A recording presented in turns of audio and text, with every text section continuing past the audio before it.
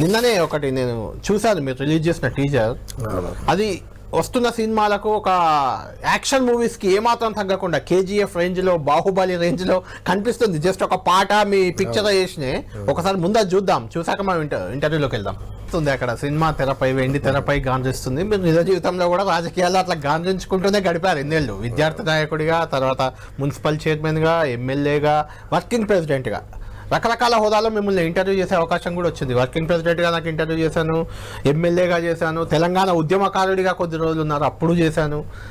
కొన్నిసార్లు ఉగాది, సంక్రాంతి ఇలాంటి సంబరాల్లో కూడా మీరు కనిపిస్తూ ఉంటారు.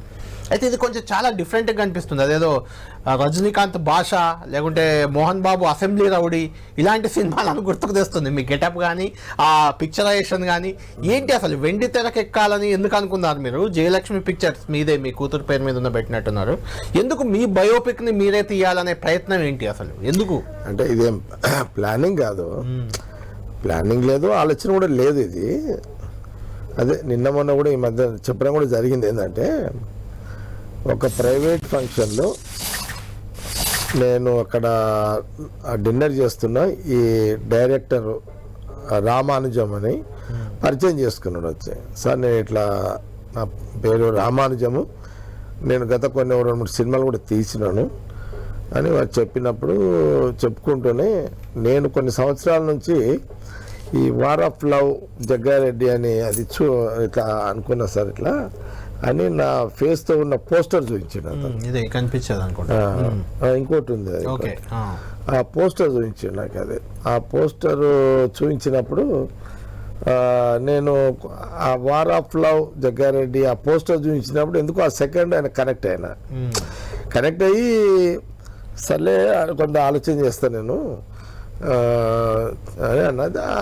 అదే టైంలో అన్నాడు అతను అనమాట, అసలు అంటే మీ టైప్లో ఒక వ్యక్తి దొరికితే అతని ద్వారా మీ పేరు మీద తీయాలని ఇట్లా ఉన్నా సార్, మీ పేరు పెట్టి తీయాలని ఉంది అని చెప్పినప్పుడు, సరే కొంత ఆలోచన చేద్దాంలే చెప్తలే, కానీ అతనికి ఆ మాట చెప్పిన, మీ వార్ ఆఫ్ లవ్ జగ్గారెడ్డి అనే ఆ పోస్టర్ నాకు కనెక్ట్ అయింది, అందుకే మీతో మాట్లాడుతున్నా, నా లైన్ సినిఫీల్డ్ లైన్ కాదు కదా చెప్పిన. అది అయిపోయింది. ఇక అయిపోయిన కొన్ని రోజులు మళ్ళా డైరెక్టర్ రామానుజం గారు మళ్ళీ మా వాళ్ళకు ఈ పోస్టర్ మళ్ళీ టచ్లోకి వచ్చినప్పుడు మళ్ళా ఒక డిస్కస్ చేసిన, అసలు ఏంది మీది పిక్చర్ ఏందని అంటే చెప్పిండు రామానుజం గారు. చెప్పింది ఏంటంటే అది ఏం లేదు సార్, ఒక ఇద్దరు లవర్స్, వాళ్ళ ఫాదర్ ఒక పెద్ద వ్యక్తి, అతను డామినేట్ చేయాలి అంటే అతని భార్య పిల్లలకు చెప్తుంది, పలానా సంగారెడ్డి జగ్గారెడ్డి ఉంటాడు, అతనైతే చెప్తే వింటాడు అని. ఇది ఒక లైన్ ఉంది సార్, ఇదే లైన్ ఉంది సార్,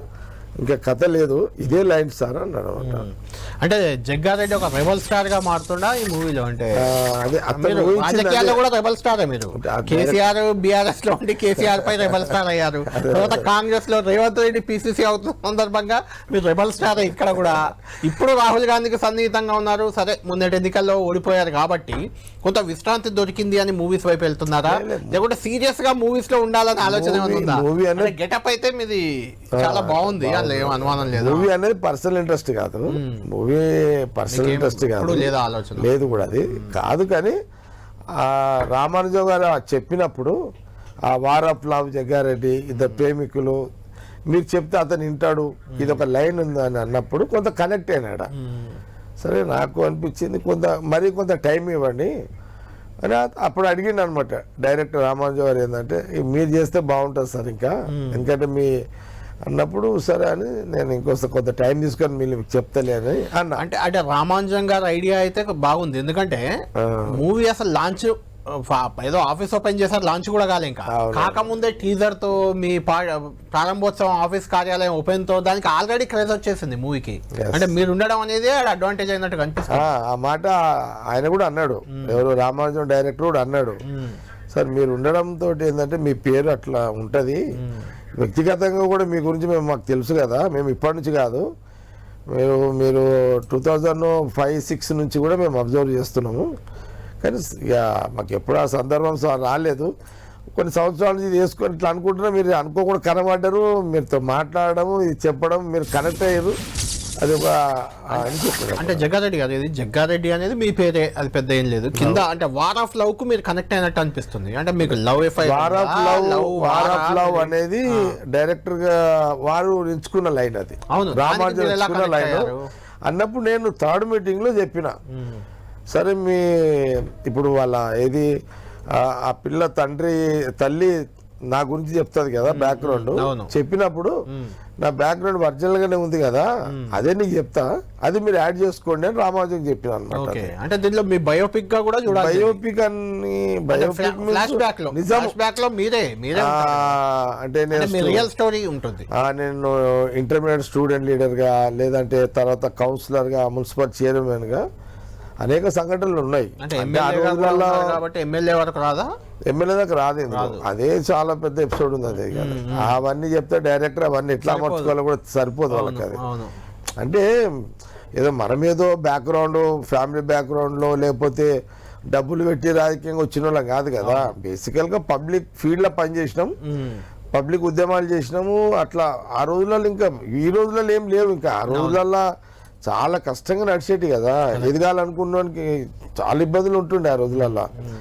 కాబట్టి అట్లా వచ్చిన కాబట్టి. అంటే జగ్గారెడ్డి గారు, మీరు యాక్చువల్గా చాలా సీరియస్ పొలిటీషియన్.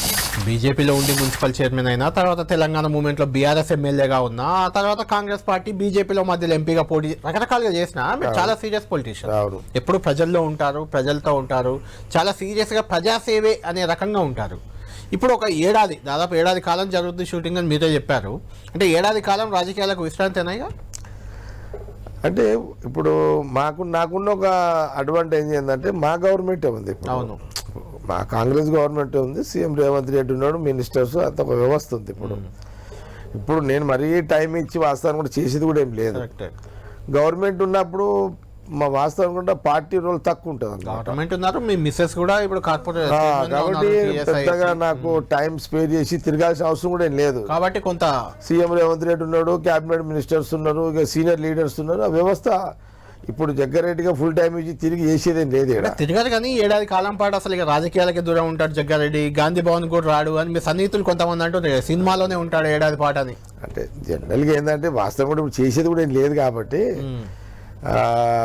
ఆ సిస్టంలో కూడా లేదు కాబట్టి నాకున్న ఈ ఫ్రీ టైంలో ఆ రామానుజం కలవడము కొంత అంతేనా. సరే అంటే నాది కూడా ఏముంటుందంటే, నేను యాక్చువల్గా ఒప్పుకోవడానికి కూడా కారణం కూడా ఏంటంటే, నాది చాలా కొంత అంటే నిజంగా నేను ఒక నా ముఖ్యాంశాలు 3 అయితే నేను డైరెక్టర్ గారికి చెప్పాను, అవి చాలా కొంత ఇప్పుడున్న జనరేషన్కు ఇట్లా కూడా ఉంటారా అంటే నా తీరు చాలా మంది వచ్చి ఉంటారు. నేను ఒక్కనే అంటలేను, చాలా మంది లీడర్స్ చాలా మంది ఉంటారు, ఎవరిది వాళ్ళకు ఉంటుంది. కానీ నాది భిన్నమైనగానే ఉంటుంది. నేనేంటంటే నేనేం రిజర్వేషన్ కోటాలు వచ్చిన లీడర్ కాదు. అందులోకి మీది రెబల్ గా ఉంటుంది. నేను టోటల్ గా ఫైట్ చేసుకుంటూ వచ్చిన అనేది మీ ఆలోచన విధానమే రెబల్ గా ఉంటది. ఎందుకంటే తెలంగాణ మూవ్మెంట్ ఉధృతంగా సాగుతుంటే సమైక్యాంధ్ర అన్న ఒక ఎమ్మెల్యే మీరు